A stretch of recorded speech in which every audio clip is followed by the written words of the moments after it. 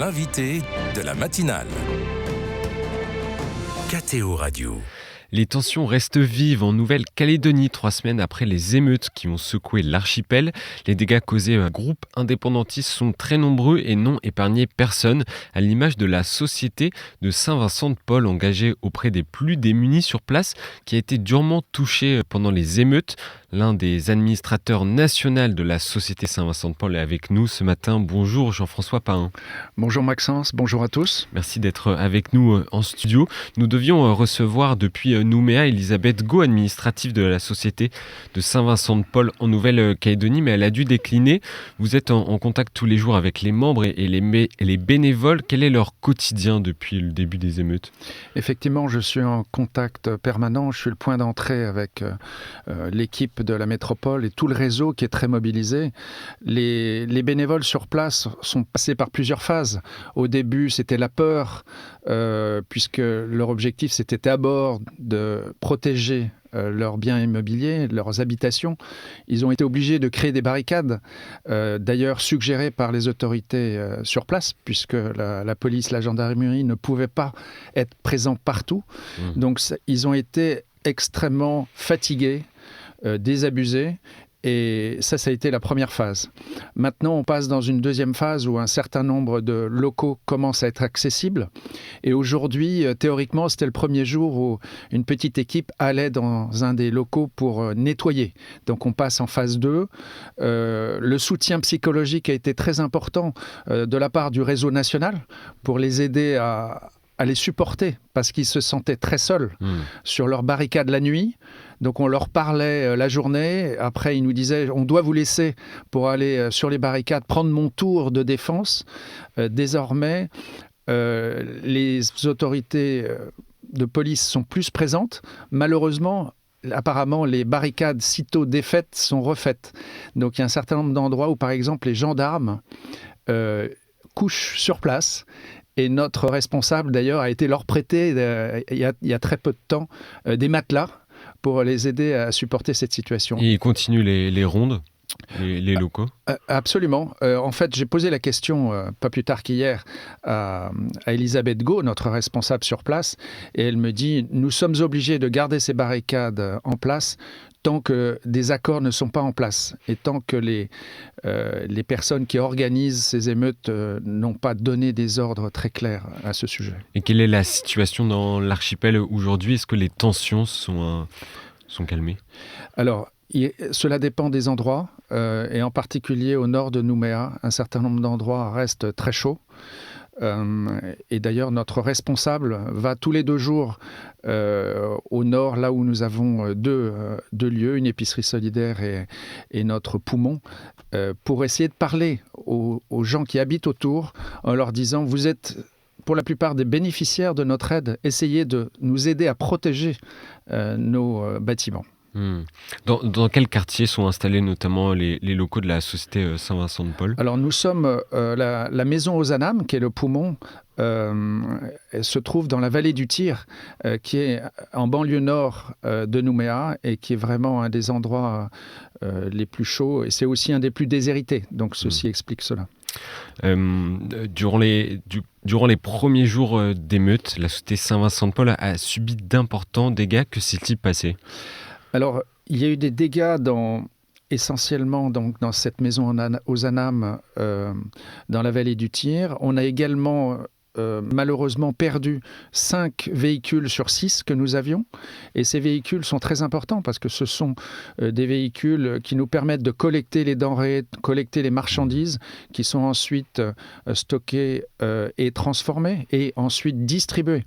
Et ces véhicules, malheureusement, ont été brûlés et ont servi sur les barricades pour les émeutiers. Et c'était le cas aussi de la maison Ozanam ? Absolument. La maison Ozanam, qui est une maison assez grande, que nous venions de terminer de remettre à niveau en 2021, a été brûlée une première fois et ensuite saccagée une deuxième fois. Et malheureusement, les premières estimations de destruction ont été empirées suite à ce deuxième passage des émeutiers. C'est la question que j'allais vous poser. À combien s'élèvent les dégâts ? Écoutez, on avait fait une première estimation il y a une semaine qui se montait à 150 000 euros, je pense qu'on peut facilement doubler aujourd'hui, sachant que non seulement nous devons au moins racheter 3 véhicules sur les 6 que nous avions, pour pouvoir repartir dans nos activités. Sinon, nous ne pourrons pas faire grand-chose. Et deuxièmement, remettre en état la maison aux ânes. Et les photos sont absolument terribles. Si vous les avez peut-être vues sur les réseaux sociaux, ça a brûlé, beaucoup de matériel détruit. Et donc, on pense qu'on a entre 100 et 200 000 euros sur le bâtiment, plus les 3 véhicules à racheter. Donc on a fait un appel à dons basé sur une estimation de 150 000 euros, mais je pense qu'on est plutôt de l'ordre de 200 à 300 000 aujourd'hui. Quelles sont vos actions sur place auprès des plus démunis, avant même les émeutes? Décrivez-nous un peu. Oui, donc sur place, nous avons cette maison Ozanam, Frédéric Ozanam étant le fondateur, il y a 190 ans, de la Société de Saint-Vincent-de-Paul, le bienheureux Frédéric Ozanam. Et dans cette maison, nous avons un certain nombre d'activités pour les personnes accueillies, où on peut avoir des ateliers couture, de la customisation de meubles, des ateliers informatiques, des ateliers cuisine, comme nous faisons d'ailleurs dans d'autres endroits. En Martinique, oui. Nous avons aussi d'autres ateliers cuisine. Ça permet aux gens d'apprendre non seulement à faire de la cuisine, mais de la cuisine saine qui leur permet d'éviter des problèmes diététiques. Et c'est aussi un lieu solidaire, la Maison Ozanam, parce que nous pouvons offrir à nos personnes accueillies du café, gratuitement bien sûr, une bibliothèque gratuite, c'est un lieu de débat. Et c'est aussi, au rez-de-chaussée, un centre de tri pour les produits alimentaires qui a été organisé par notre responsable Elisabeth Gau avec 4 autres associations dont le Secours catholique et la Croix-Rouge. Vous nous avez décrit les dégâts importants que vous avez subis. Comment les bénévoles sur place et les membres de la Société Saint-Vincent-de-Paul font pour maintenir leur mission d'aide auprès des plus défavorisés ?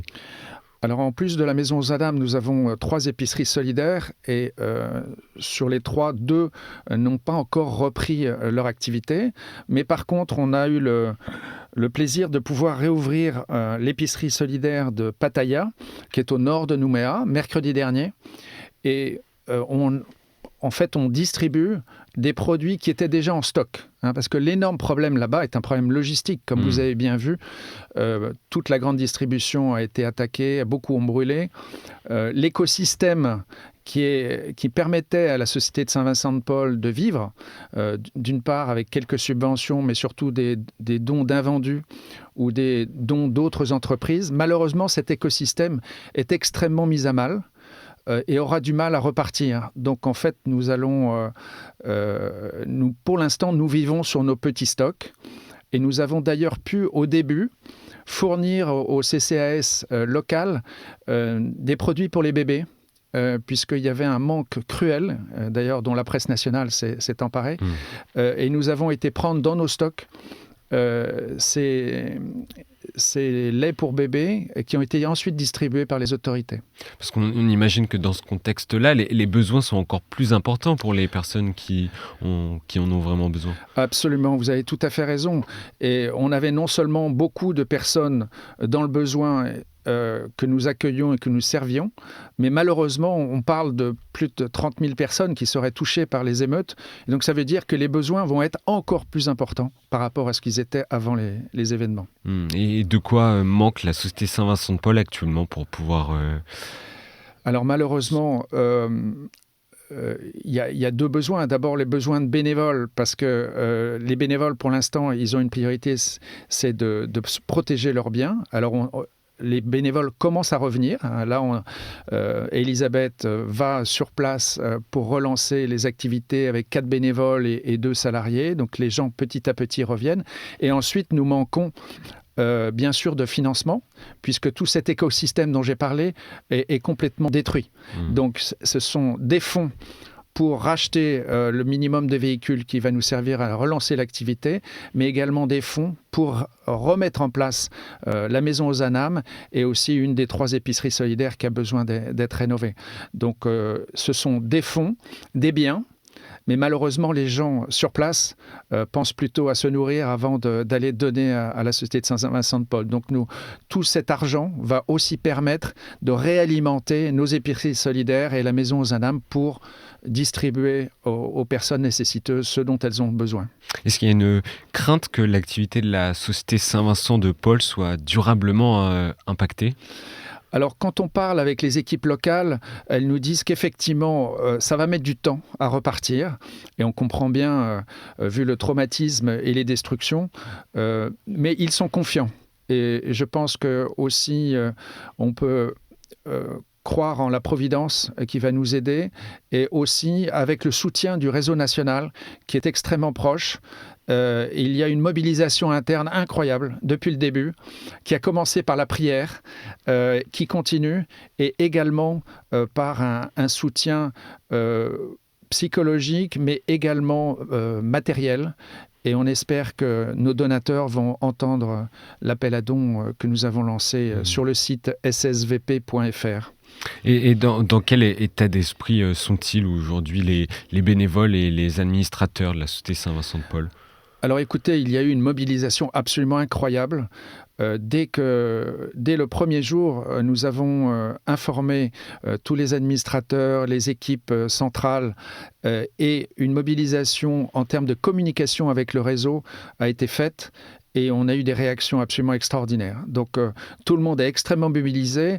Et Elisabeth me disait sur place qu'ils étaient extrêmement sensibles à tous ces messages qui leur sont arrivés, qui leur donnent encore plus de courage pour affronter cette réalité qui est difficile, mais ils ont confiance pour remonter progressivement la pente. Qui ne se sentent pas forcément seuls dans cette épreuve-là, quoi. Exactement, mais ça a été assez essentiel. Mais pour vous dire, le traumatisme, Elisabeth a mis en place un soutien psychologique pour les bénévoles et les salariés, tellement ils ont été affectés, avec une psychologue qui fait partie de nos bénévoles. Mais cette présence des équipes de la métropole au plus près de leurs préoccupations est extrêmement importante pour eux. En tout cas, c'est ce qu'ils nous disent. Et rappelez-nous, pour terminer, Jean-François Pain, comment nos auditeurs peuvent faire pour aider la Société Saint-Vincent-de-Paul en Nouvelle-Calédonie ? Mais écoutez, déjà, je compte sur votre prière pour les aider. Et ça nous sera très important pour eux et pour nous. Et également, vous pouvez donner vos dons sur le site ssvp.fr, qui est le site de la Société de Saint-Vincent-de-Paul. Et on compte vraiment sur vous. Tous les fonds iront en Nouvelle-Calédonie pour les aider à remonter la pente au service des plus démunis sur place.